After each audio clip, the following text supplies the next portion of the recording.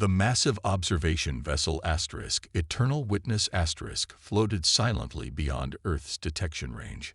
Commander Dai stood with perfect posture on the bridge, his four-fingered hands clasped behind his back as he studied the holographic display of the blue-green planet. "What do you think, Science Officer Hana?" he asked without turning. Hana moved closer to the display, her eyes narrowing as she examined the data streams. "Fascinating. Their physical parameters are quite unimpressive compared to most spacefaring species we've encountered. Low muscle density, minimal natural defenses, susceptible to temperature variations, radiation, and atmospheric changes.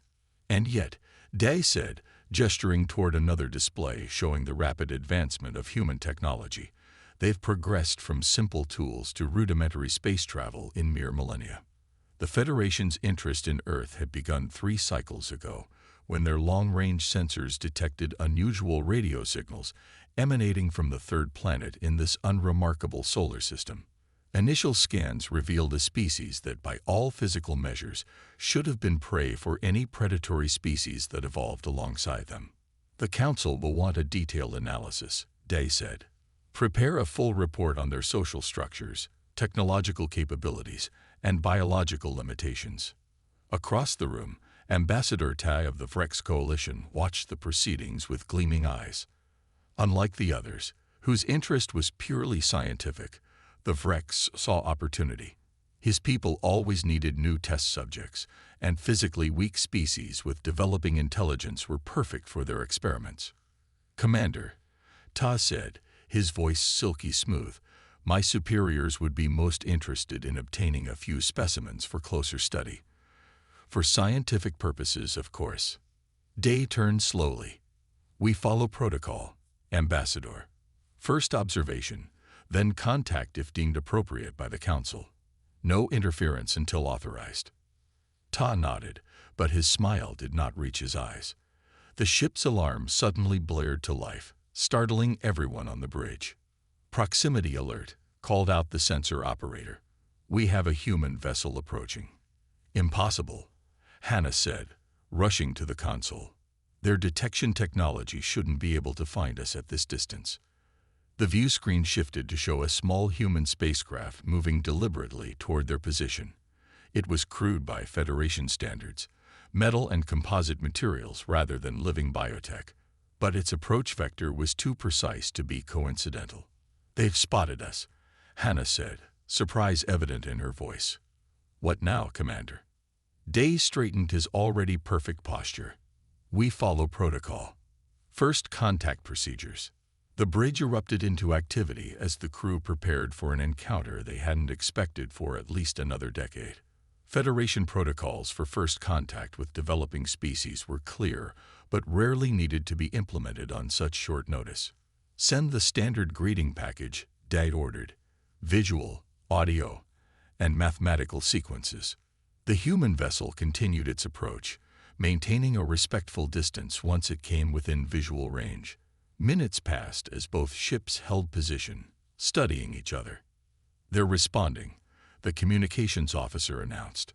Simple mathematical sequences followed by. "It appears to be a greeting in several of their languages." Day nodded. "Begin translation protocols. Prepare the meeting chamber. Ambassador Tai, as the Council representative, you will join me." The Vrex smiled. "Of course, Commander. I wouldn't miss this historic moment." As the crew rushed to prepare, Hannah pulled Dai aside. "Commander, I've analyzed their approach. They detected our engine signature when we adjusted orbit yesterday. Their technology is more advanced than our initial scan suggested." "Interesting," Dai murmured. "Perhaps these humans are more capable than they appear." Within hours, a small shuttle from the human vessel docked with the Asterisk Eternal Witness Asterisk. Security protocols were at maximum, though Dai had insisted that armed guards would send the wrong message for first contact. The airlock cycled, and 3 humans entered the meeting chamber. They wore simple pressure suits but had removed their helmets, revealing their features. The Federation crew studied them with intense curiosity. So similar to many humanoid species in the galaxy, yet with subtle differences. Their skin seemed remarkably thin and vulnerable, their muscles less defined than even the weakest Federation species. The lead human stepped forward. "Greetings. I am Captain Lee of Earth's International Space Force. We come in peace and friendship." The translation matrix processed the words, and Dai stepped forward in response. "I am Commander Dai of the Galactic Federation Observation Vessel *, Eternal Witness *. We welcome you in peace." Captain Lee smiled, a gesture Dai recognized from their anthropological studies as non-threatening. "Your presence has caused quite a stir among our scientists. We've suspected we weren't alone in the universe, but confirmation is, well, historic for our people." Ambassador Ta moved closer, his eyes studying the humans with barely disguised hunger. "Your detection of our vessel was unexpected. Your technology is more advanced than we anticipated." "We're full of surprises," another human said. This one was female, with data devices attached to her suit. "I'm Dr. Park, xenobiologist. I have so many questions about your species, your technology, your society." Day noted their lack of fear with interest. Most species, upon first contact with clearly superior technology, showed some degree of apprehension. These humans displayed only curiosity and excitement. "The Federation Council will be most interested in establishing formal relations with your world," Ta said smoothly. "We have much to offer developing species like yours." Captain Lee's expression changed subtly. "Developing? Perhaps, but we prefer to think of ourselves as evolving. Every species develops at its own pace, I imagine." Day noticed the diplomatic skill in the response, neither accepting the implied inferiority nor rejecting the possibility of beneficial exchange. "Captain Lee," Daz said, "would your people be open to establishing formal diplomatic channels? The Federation includes over 300 species across this sector of the galaxy. New members are always welcome." "We would be honored," Lee replied. "Though our world government will need to discuss terms and conditions. We're cautious by nature." Ambassador Ta stepped closer to the humans, studying them with increasing interest. "Perhaps we could arrange a cultural exchange. Selected humans could visit Federation worlds, learn our ways. And Federation representatives could visit Earth," Lee finished. "An excellent suggestion, though security protocols would need to be established first." As the diplomatic discussion continued, Dai observed the subtle dynamics at play. The humans were measuring every word, assessing every offer. Despite their physical limitations, there was a sharpness to their thinking that he found impressive. Later, after the humans had returned to their vessel with promises of formal talks to follow, Da confronted Ambassador Ta. "I saw how you looked at them, Ambassador. Remember, the Vrex Coalition is bound by Federation laws. These humans are not research subjects." Tay's smile was cold. "Of course, Commander.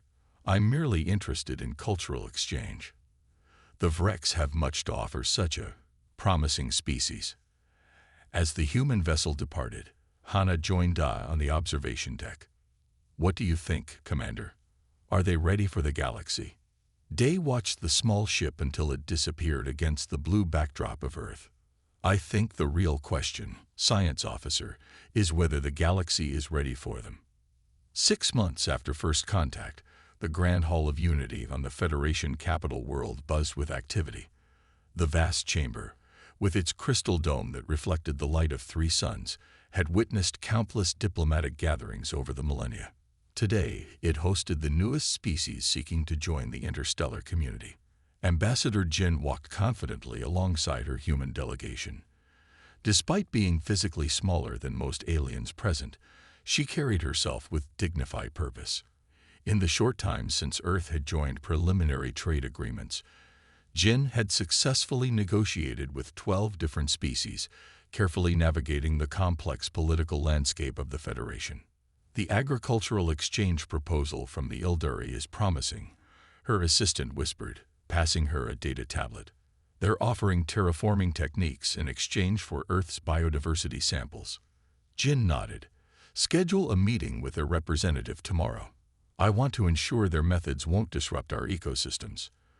From across the chamber, Elder Minho observed the human delegation with interest. As one of the oldest members of the Council of Elders, he had witnessed many species join the Federation. Few had adapted as quickly as humans. They learn rapidly, he remarked to his aide. Perhaps too rapidly. It took the Bilari 3 years to navigate our trade protocols. The humans mastered them in weeks. Should we be concerned? His aide asked. Minho's 4 eyes blinked in sequence, a gesture of uncertainty. Not concerned.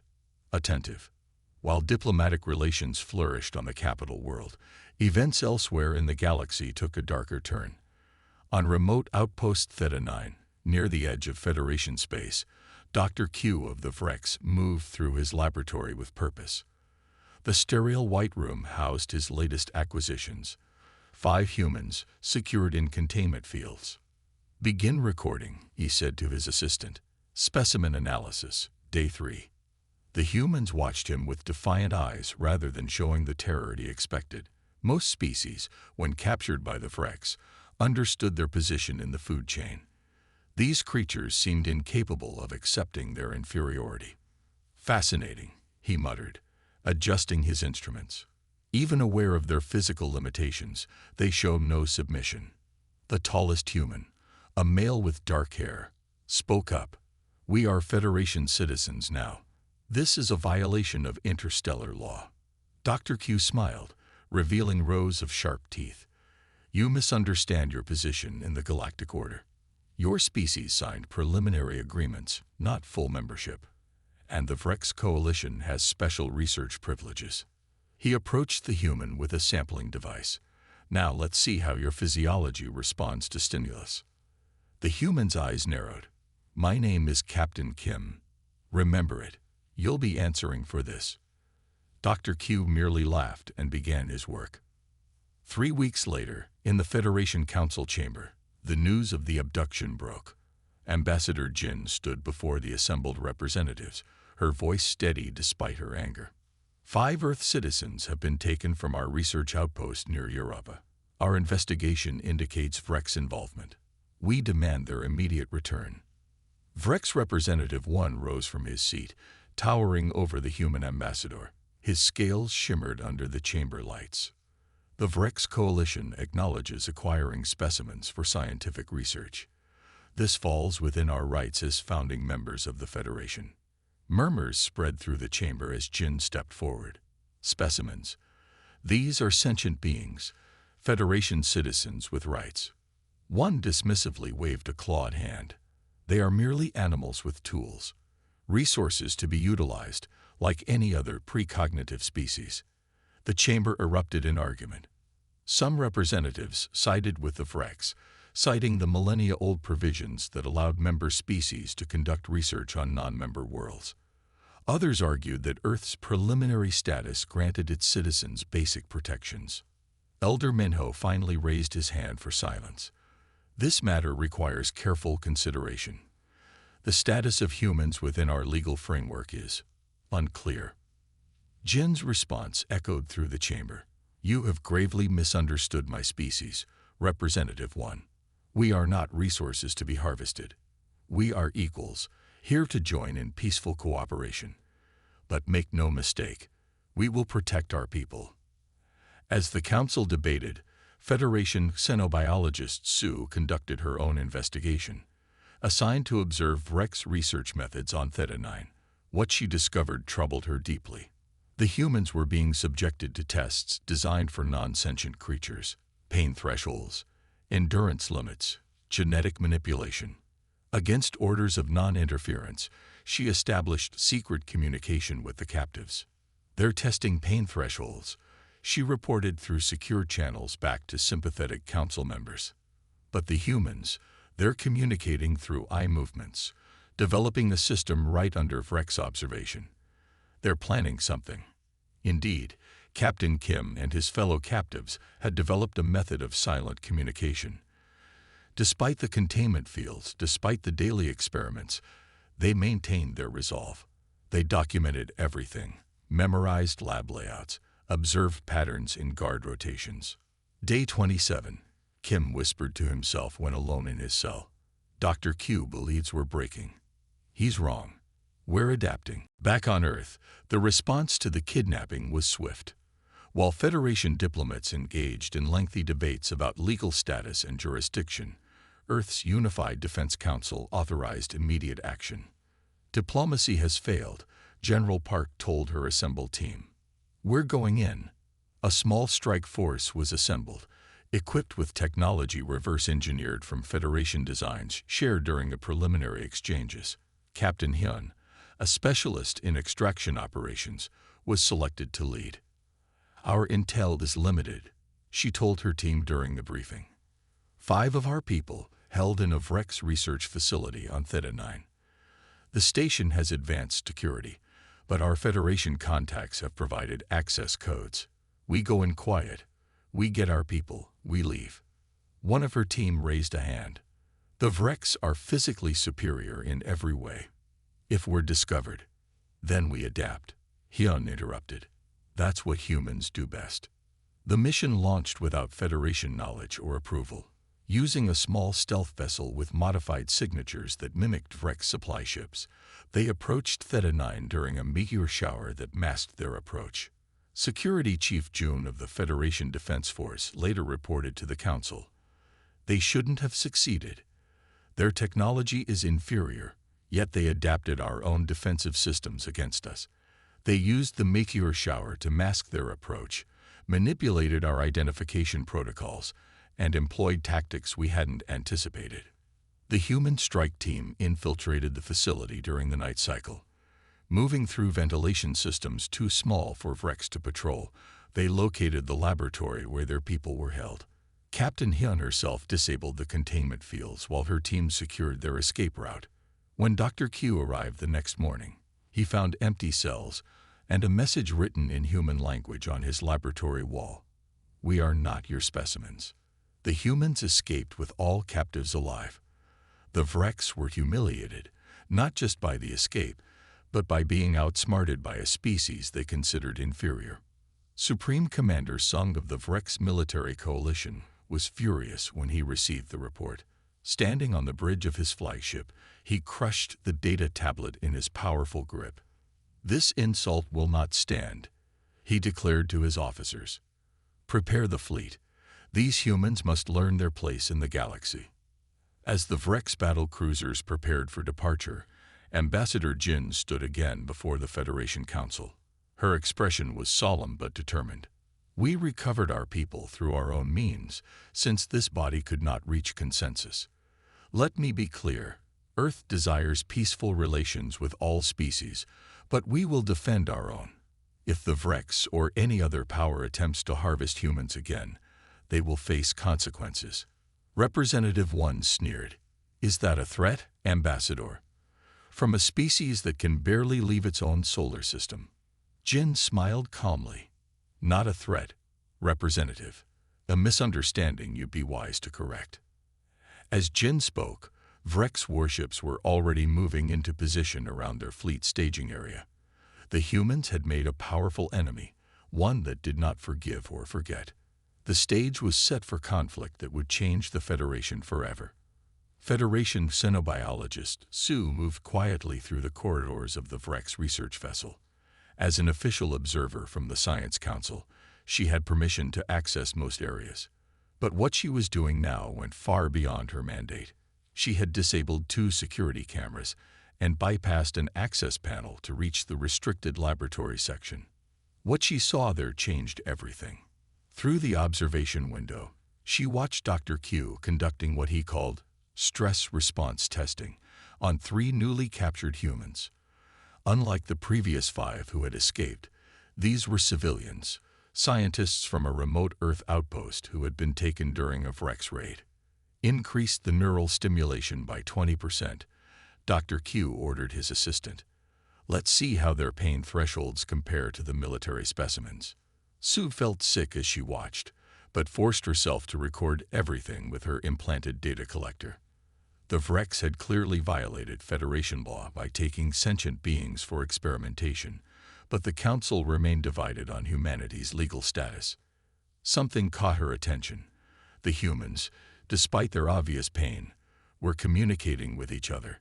Their eyes moved in patterns, left, right, blink, hold, forming a crude but effective code.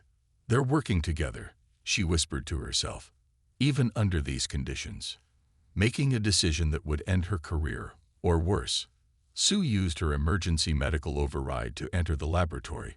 When Dr. Q left for his rest cycle, the human subjects watched her warily as she approached. "I'm not Vrex," she said simply. "I'm here to help. My name is Sue." The oldest human, a woman with gray-streaked hair, responded first. "I'm Dr. Min.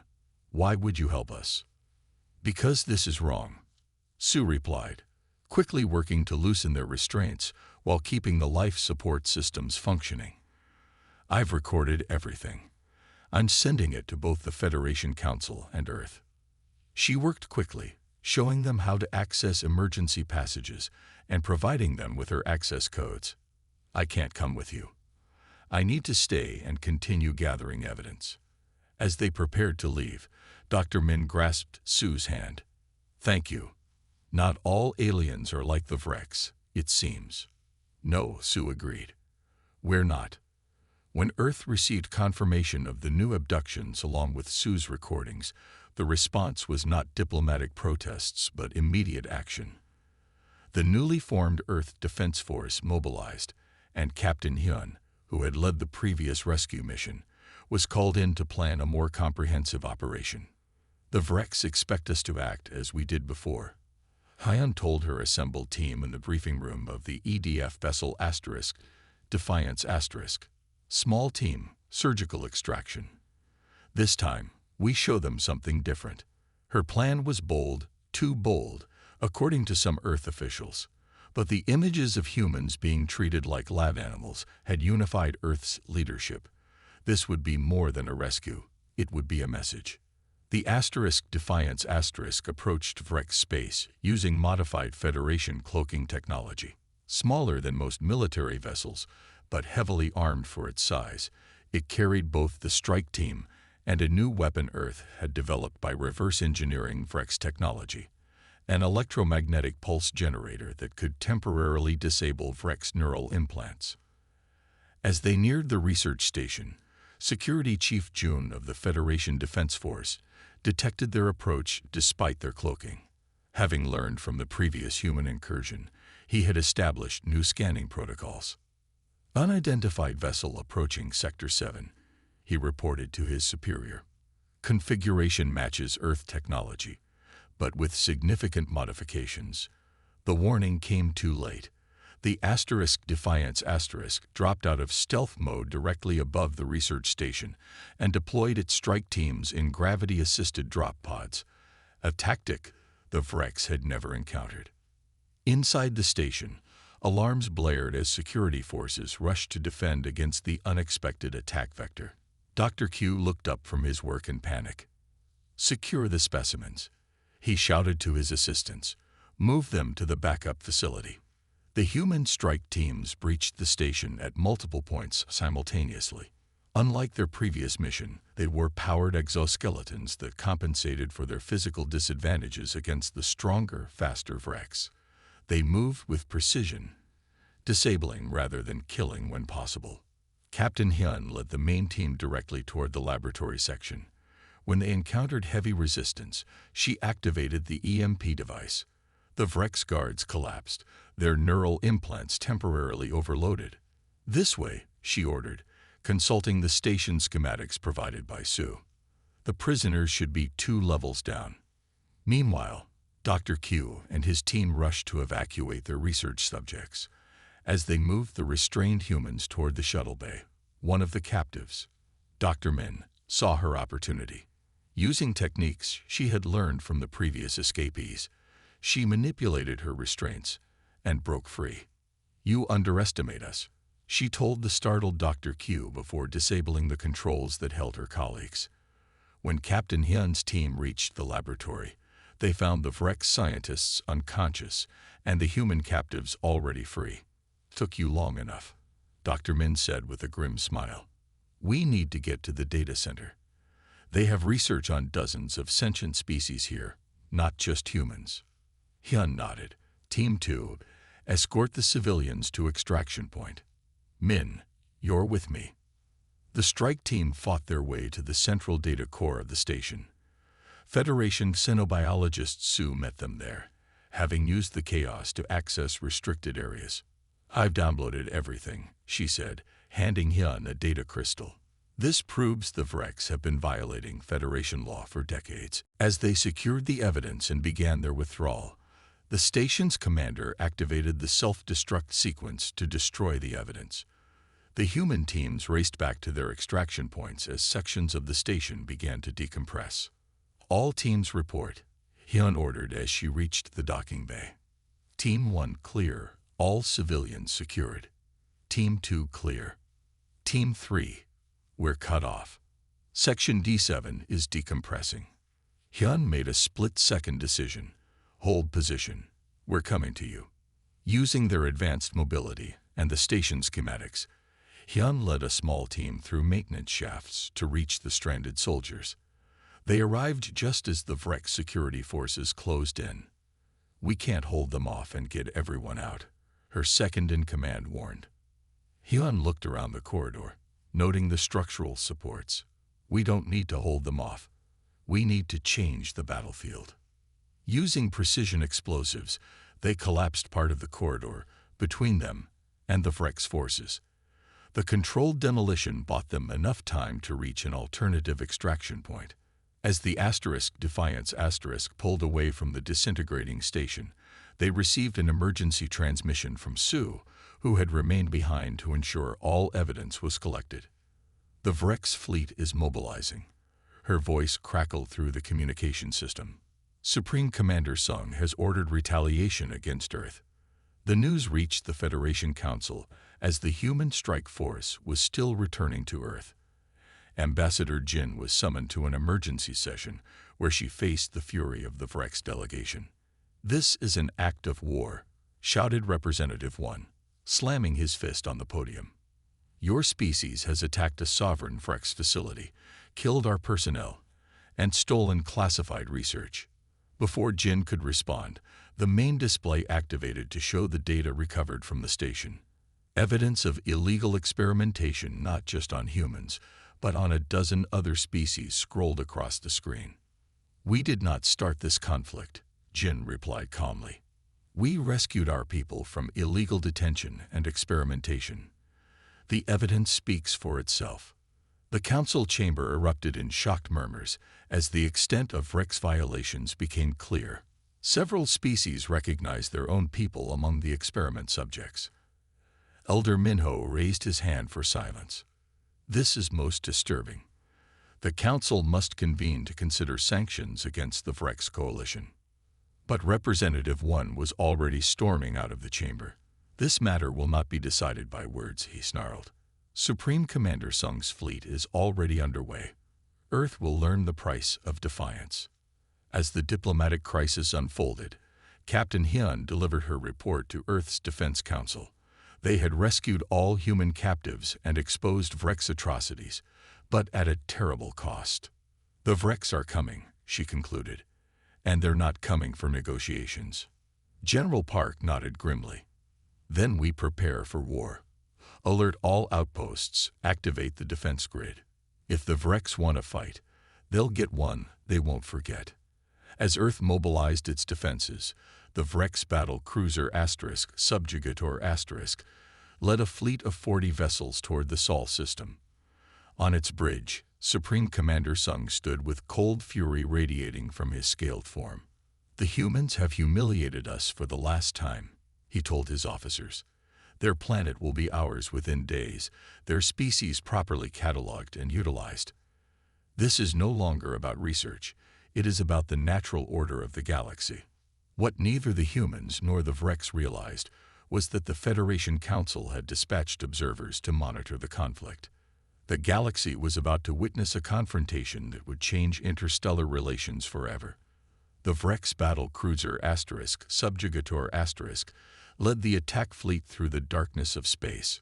40 warships, each bristling with weapons that could reduce cities to ash, moved with predatory grace toward the Sol system.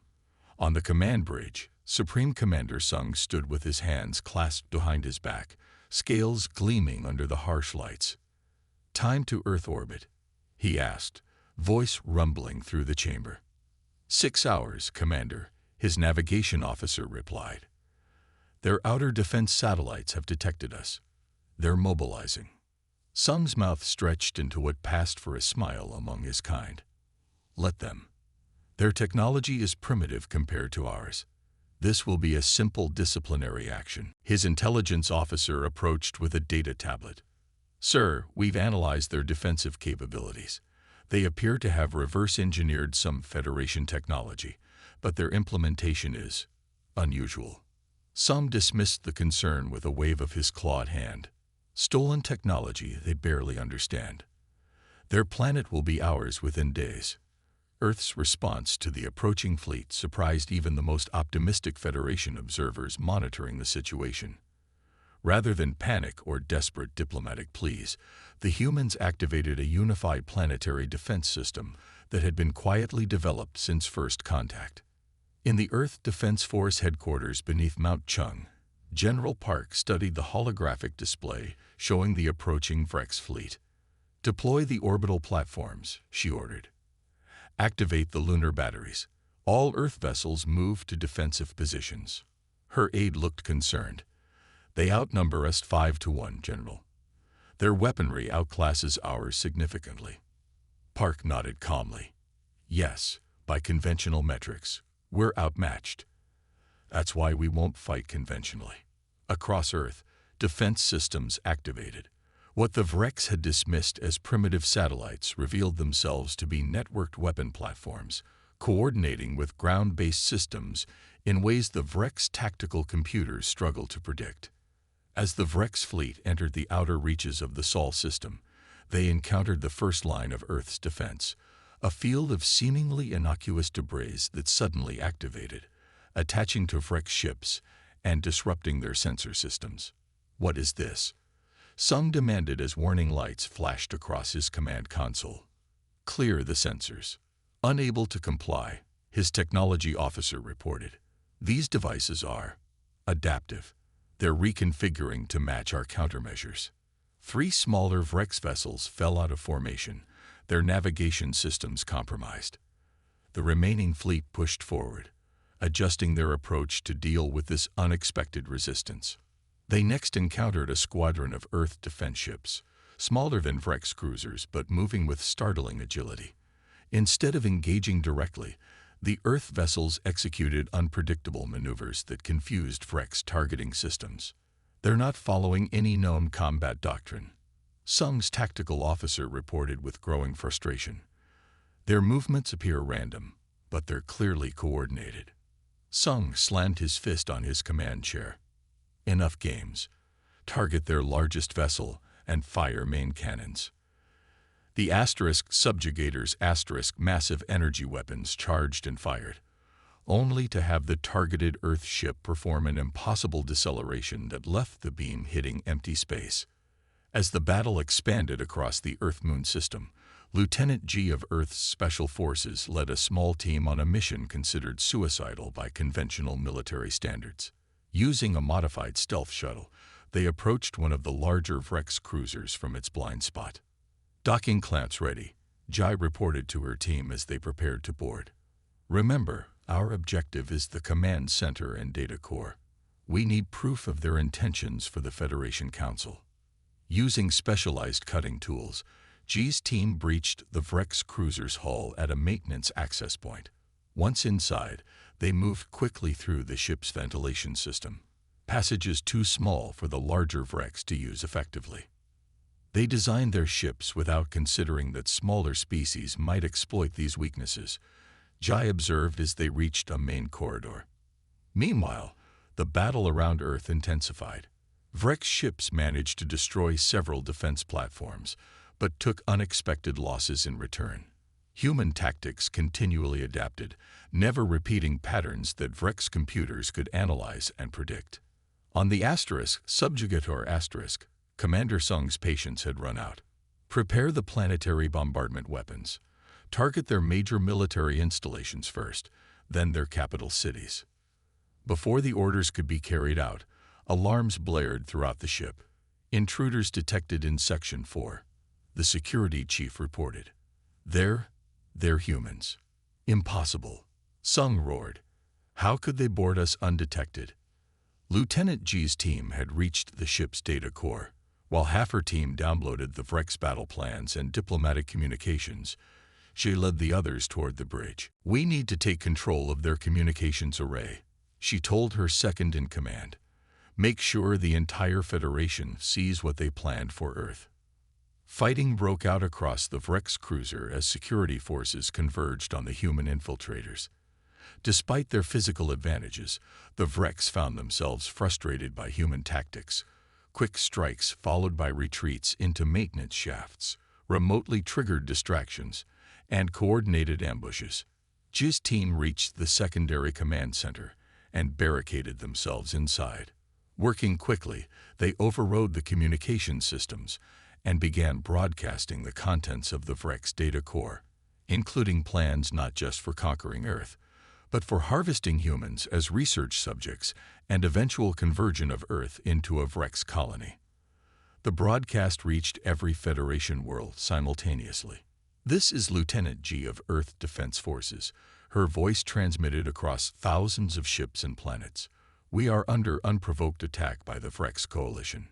We have accessed their battle plans and diplomatic records, which reveal their intentions toward not just humanity, but multiple Federation species. As the evidence streamed across Federation channels, the reaction was immediate. Several species recognized their own people listed as future acquisition targets in Vrex research directives. Back in the battle, Commander Sung ordered his forces to destroy the compromised cruiser, erase that ship from existence. No evidence can remain. Before the Vrex fleet could regroup for a final assault, space itself seemed to ripple between the warring forces. A massive vessel unlike anything either humans or Vrex had encountered materialized in the void. The ship was ancient, its surface covered in symbols and markings from civilizations long extinct. It dwarfed even the largest Vrex cruiser, yet it moved with impossible grace for its size. Unknown vessel has appeared between the fleets, reported the sensor officer on the Subjugator*. It's generating energy readings beyond our measurement capabilities. In Earth Defense Headquarters, General Park stared at the readings with astonishment. What is that? The answer came moments later as a transmission reached both fleets simultaneously. The being that appeared on communication screens was unlike any known Federation species, tall with crystalline features that seemed to shift and change as it spoke. I am Sentinel Ba of the Archivists, the being announced, its voice resonating with strange harmonics. We have observed this conflict and determined intervention is necessary. The Archivists, one of the oldest species in the galaxy, had remained neutral in Federation affairs for millennia, preferring observation to involvement. Their sudden appearance shocked both sides into a temporary ceasefire. The Vrex Coalition has violated the ancient accords, Sentinel Ba continued. We have monitored the species known as humans since their earliest development. They are under our protection. Commander Sung's rage overcame his caution. This is a Federation matter. The Archivists have no jurisdiction here. The Archivist vessel's response was to generate an energy field that immediately disabled weapon systems on all Vrex ships. You misunderstand, Sentinel Bay replied, voice now cold. This is not negotiable. Our declaration is simple and will be recorded in all galactic databases from this moment forward. Humans are off limits. We don't harm them. The pronouncement echoed across every ship, transmitted instantly to the Federation Council chambers. Elder Minho and the other council members watched in stunned silence as the Archivists, who had refused direct involvement in galactic politics for thousands of years, declared humanity under their protection. Lieutenant G, still broadcasting from the captured Vrex cruiser, asked the question everyone wanted answered. Why? Why protect humans specifically? Sentinel Ba's crystalline features shifted into what might have been a smile. Because we remember. The galaxy has encountered your kind before, though you do not remember it. Those who underestimated humans did not survive the experience. As the archivist ship maintained position between the fleets, Commander Sung faced a decision that would define his people's future. Continue fighting and face the wrath of the most technologically advanced species in the galaxy, or withdraw and accept humiliation. His second-in-command approached cautiously. Commander, the archivists have disabled our primary weapons.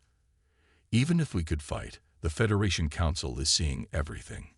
We would be outcasts. Sung's scales darkened with rage, but he was not foolish enough to challenge the archivists directly. Order the fleet to stand down. We withdraw. For now. As the Vrex fleet began retreating, Earth's defense forces maintained their positions, still processing the unexpected intervention. General Park watched the massive archivist vessel with a mixture of relief and concern. "It seems we have powerful friends we didn't know about," she said quietly. "The question is, why?" The answer would soon be revealed, changing humanity's understanding of their place in the galaxy forever. The Federation Council chamber had never been so full.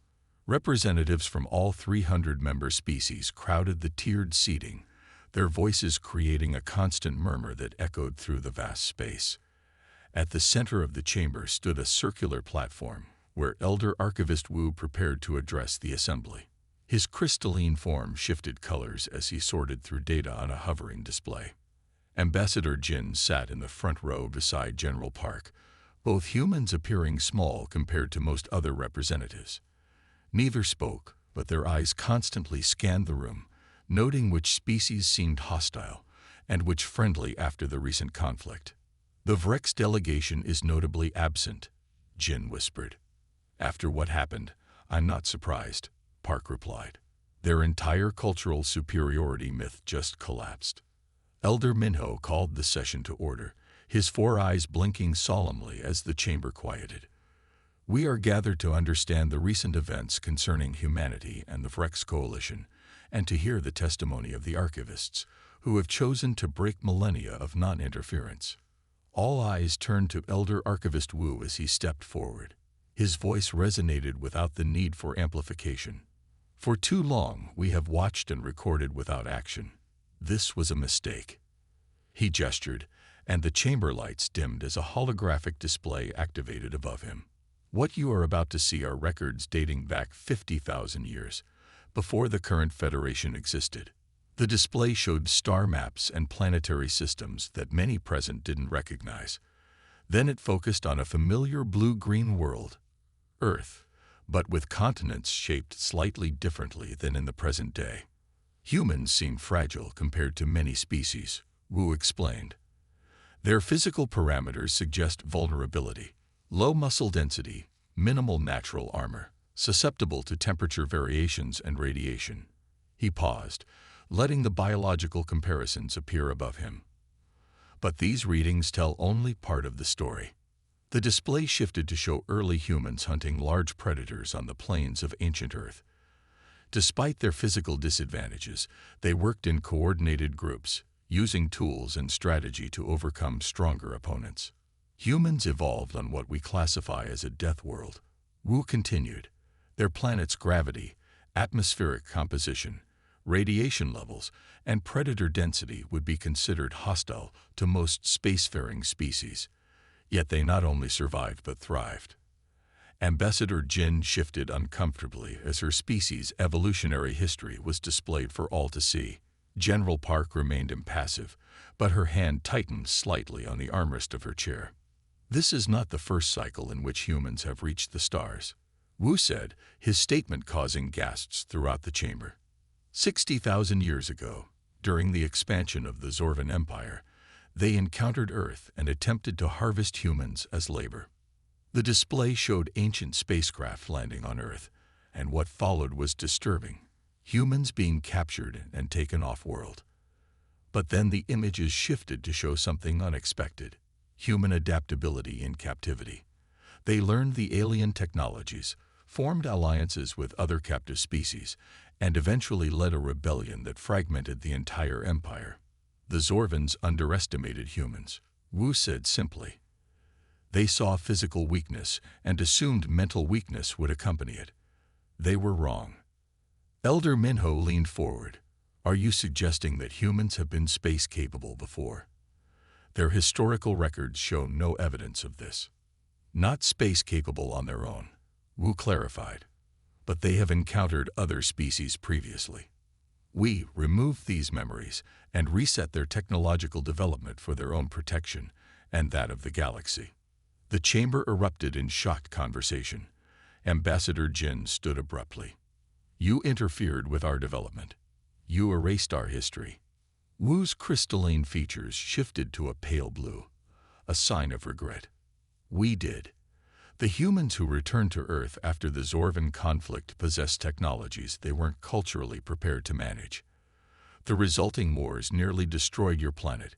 We intervened to prevent extinction. General Park joined Jin. And you've been watching us ever since. Waiting for what? For you to evolve beyond mere physical adaptation, Wu replied. Humans appear weak, but that apparent weakness conceals your greatest strengths. Your endurance surpasses most species. You can sustain damage that would kill others and continue functioning. You heal remarkably quickly. You can operate effectively with minimal rest. The display shifted to show Federation scientists confirming these findings, including Dr. Hana's research comparing human recovery rates to other species. But your true advantage lies elsewhere, Wu continued. Your neural adaptability, what you call creativity, combined with your social cooperation makes humans uniquely dangerous when threatened. Previous galactic civilizations who harvested humans as resources discovered this too late. Those civilizations no longer exist. The council chamber was completely silent now. Representatives from predatory species shifted uncomfortably, while others leaned forward with intense interest. The Vreks are not the first to make this mistake, Wu said. They will not be the last unless formal protection is established. From the back of the chamber, a voice called out. It was Representative 1 of the Vreks, who had entered quietly during the presentation. This is absurd. You elevate a primitive species based on ancient history and mythology. Elder Minho signaled for order as murmurs spread through the chamber. Lieutenant G, who had been seated behind General Park, stood and activated a small projector. The images from the captured Vreks cruiser appeared. Detailed plans for harvesting humans for experimentation, genetic sampling, and eventual colonization of Earth. There is nothing mythological about these plans, G said firmly. The Vreks saw us as resources to be exploited. We defended ourselves, as we always will. Representative 1's scales darkened with rage. One ship's data, possibly falsified. This proves nothing about our intentions toward these creatures. Elder Archivist Wu turned to face the Vreks representative directly. The truth cannot be hidden from us, Representative. We have observed your species since its beginning. The Vreks Coalition has harvested 14 developing species to extinction. We allowed the Federation to manage its own affairs, but we will not permit the cycle to continue with humans. A new holographic display appeared, showing diplomatic communications between Vreks leaders. Irrefutable evidence of their plans not just for humans, but for several other physically inferior Federation species. The Vreks delegation was immediately stripped of their Federation status for rights violations. Security officers escorted Representative 1 from the chamber as he shouted threats and denials. Elder Minho called for order once more. In light of these revelations, the Council proposes a new doctrine. All member species will acknowledge humans as protected equals, regardless of their current technological development level. The vote was nearly unanimous. A new interstellar law was encoded into every ship's database and taught to all spacefaring young. Humans were to be respected, not as conquerors or predators, but as survivors unlike any other species. In the following weeks, Earth joined the Federation as full members. Ambassador Jin led the Earth delegation at the signing ceremony, her face solemn as she pressed her palm to the ancient treaty stone. We come in peace, she stated, following the traditional words spoken by new members. Then she added, but we stay in strength. Elder Archivist Wu approached her after the ceremony. his crystalline form now shimmering with golden light. Your species has a unique path ahead, Ambassador. Neither prey nor predator, but something evolution rarely produces, a balanced adapter. Jin studied the ancient being. Why tell us this history now? Why not let us discover it ourselves? Because the galaxy needs to remember, Wu replied. The apparent fragility of humanity is an illusion that has led to the downfall of empires. We have chosen to break our silence because the alternative was to watch history repeat itself. General Park joined them, her military uniform standing out among the ceremonial robes of the diplomats. And what happens now?